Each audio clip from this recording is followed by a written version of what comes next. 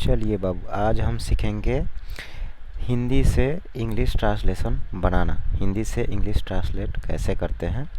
तो हमारा आज का टॉपिक है बाबू कैन पे। किस पे बाबू? Can pay. कैन का जो हिंदी होता है वह होता है वह सकता है, सकती है या सकता हूँ। ये सकता है, सकती है और सकता हूँ का अर्थ क्या हुआ आपके दिमाग में ज़रूर आएगा। तो देखिए, आपके अंदर का जो कैन जो होता है वह आपके अंदर का क्षमता है, आपके अंदर का क्या है बाबू? एबिलिटी है। जैसे कि आपका दोस्त बोलता है कि क्या तुम साइकिल चला सकते हो, तो आप क्या बोलते हैं अपने दोस्त को? मैं साइकिल चला सकता हूँ, यानी कि मेरे अंदर क्षमता है कि मैं चला सकता हूँ। इसी प्रकार आप नीचे देखिए, जैसे कि मैं पढ़ सकता हूँ, यानी कि मेरे अंदर क्षमता है कि मैं पढ़ सकता हूँ। यहाँ पे देखिए, सीता नाच सकती है, यानी कि सीता के अंदर वह क्षमता है, वह ताकत है, वह स्ट्रेंथ है, उसके पास एबिलिटी है कि वह डांस कर सकती है। तो जब भी आपको किसी भी हिंदी वाक्य के अंत में सकता है, सकती है, सकता हूँ दिखे तो उसको इस प्रकार हम बनाएंगे। सबसे पहले कैन का जो मीनिंग होता है वह क्या होता है बाबू? एबिलिटी होता है। क्या होता है बाबू? एबिलिटी, यानी कि क्षमता, यानी कि किसी के इंसान के अंदर का क्षमता व्यक्त करने के लिए हम कैन का इस्तेमाल करते हैं। अब देखते हैं इसका जो सेंटेंस का जो बनावट होता है वह किस प्रकार से होता है। तो याद रहे आपको, सबसे पहले इसमें लिखा जाता है बाबू सब्जेक्ट। क्या लिखा जाता है बाबू? ऐसा सबसे पहले आपको सेंटेंस देखना है। हम देखिए यहाँ पे जैसे कि सेंटेंस दिया हुआ है, जैसे देखिए सबके अंत में आप देख पा रहे हैं कि सकता हूँ, सकती है एंड सकता है, यानी कि ये जो सकता है, सकती है, सकता है, ये ऊपर से आपका मैच हो रहा है, यानी कि सकता है, सकती है, सकता है का वह जो इंग्लिश होगा वह क्या होगा बाबू? कैन होगा। लेकिन हम इसको बनाएंगे कैसे, इंग्लिश में ट्रांसलेट कैसे करेंगे? तो याद रखिए, सबसे पहले आपको क्या लिखना है बाबू? सब्जेक्ट लिखना है। क्या लिखना है बाबू? आपको सब्जेक्ट लिखना है। अब सब्जेक्ट क्या होता है आपके दिमाग में आएगा। तो देखिए, जो सब्जेक्ट जो होता है या तो नाउन होता है। नाउन कहने का मतलब क्या हुआ?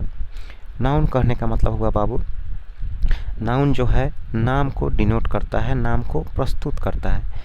यानी कि आप जहाँ पे बैठे हैं अभी, मान लीजिए कि आप कहाँ बैठे हैं, जहाँ पे आप बैठे हैं वहाँ पे इमेजिन कर लेना है आपको, और वहाँ पे अपने आसपास के वस्तुओं को, थिंग्स को देखना है, और अपने आसपास के वस्तुओं को देख पा रहे होंगे और उनका एक नाम ज़रूर होगा। चाहे आप उसका कुछ नाम से उसको बुलाते हैं, तो जो नाम से आप उसको बुलाते हैं वही आपका नाउन कहलाता है। जैसे कि मान लीजिए कि ये मेरे पास एक पेन है, इसको हम क्या कहते हैं बाबू? पेन कहते हैं। तो इसका जब हम नाम दे दिए तभी यह क्या है बाबू?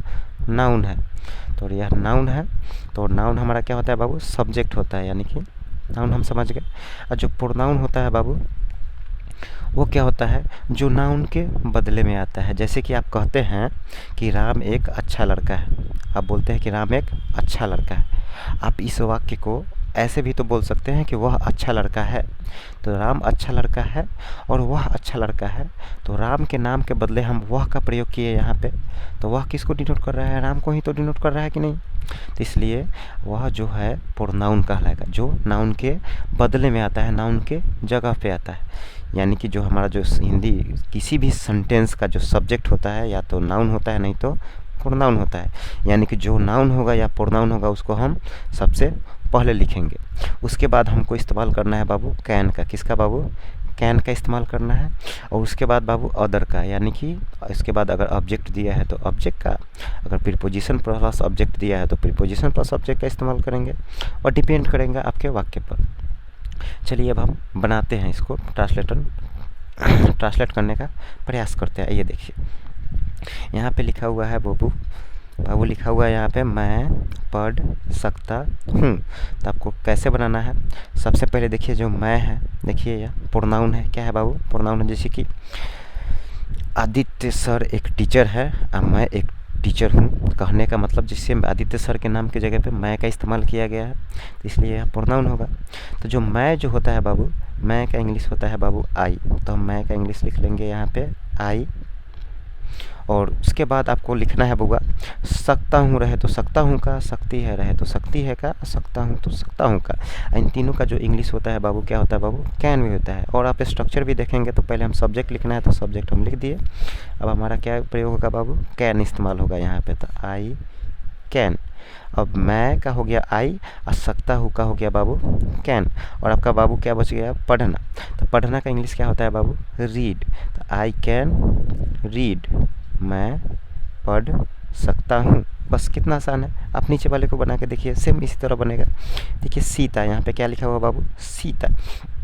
सीता किसी का नाम है कि नहीं, सीता किसी व्यक्ति का नाम है कि नहीं, हम किसी को सीता बुलाते हैं तो किसी का नाम है तो क्या होगा बाबू, नाउन होगा, और नाउन होगा तो हमारा सब्जेक्ट होगा कि नहीं। तो सबसे पहले देखिए हम क्या लिखते हैं बाबू, सब्जेक्ट लिखते हैं कि नहीं, तो पहले क्या लिखेंगे बाबू, यहाँ पे सीता, क्या लिखेंगे बाबू, सीता। और देखिए शक्ति है का इंग्लिश लिखेंगे हम, तो शक्ति है का इंग्लिश देखिए क्या होता है, शक्ति है का इंग्लिश क्या होता है बाबू, कैन, तो सीता कैन। और नाचना का क्या होता है बाबू, डांस, तो सीता कैन डांस।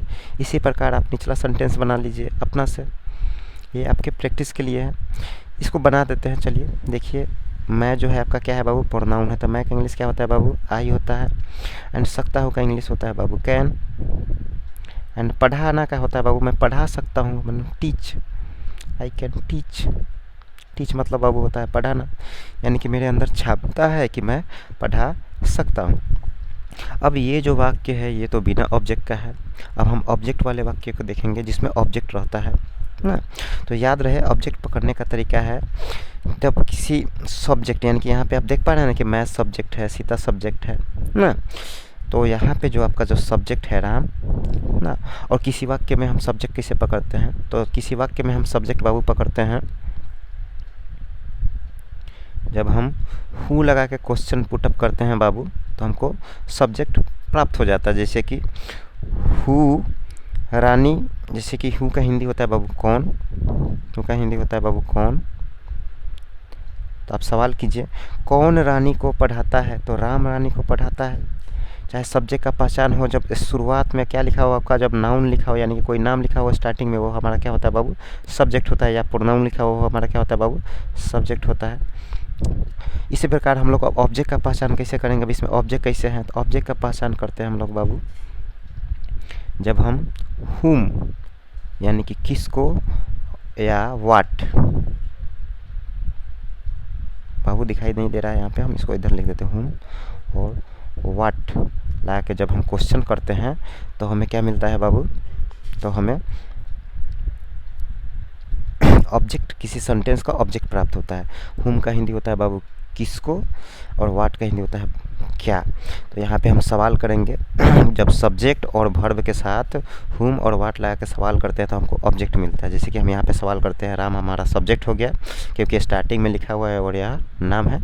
तो राम किसको पढ़ा सकता है, चाहे राम क्या पढ़ा सकता है, दोनों लगा के सवाल करेंगे तो हमारा सही उस पर कौन मैच होगा वही आपको यूज करना है। तो देखिए राम किसको पढ़ा सकता है, तो रानी को, किसको बाबू, रानी को। तो हमारा रानी को हमारा ऑब्जेक्ट होगा कि नहीं। तो हमको कैसे लिखना है, तो सबसे पहले राम पढ़ा सकता है को बना लेना है आपको। तो राम